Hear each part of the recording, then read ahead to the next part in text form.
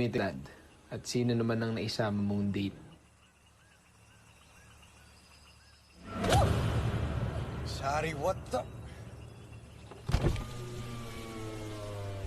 Hi, sir. Bakit ka naman nagugulat? Kinabahan ka ba, sir?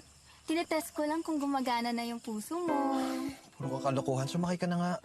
Ay, wait, may double check ako. Naayos ko na. Sorry. Uy, Okay, I'm ready to go.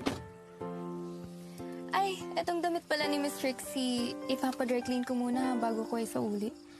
Nakakahiya kasi na sinuot ko tapos hindi ako nagpaalam. don't worry about it. Ako na bahala mag-explain.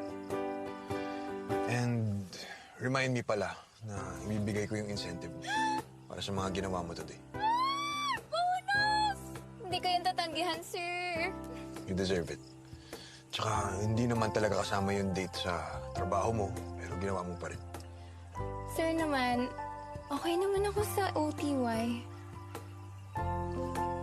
Sorry, hindi pwede yung OTY. Overtime na walang bayad pero thank you lang.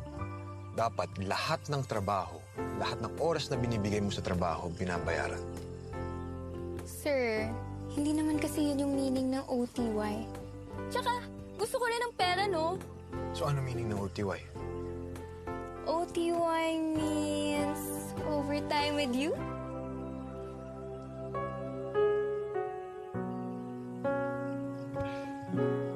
Dami mo talagang alam, Sari. Basta, kung may overtime, babayaran kita. Okay? Tara na nga.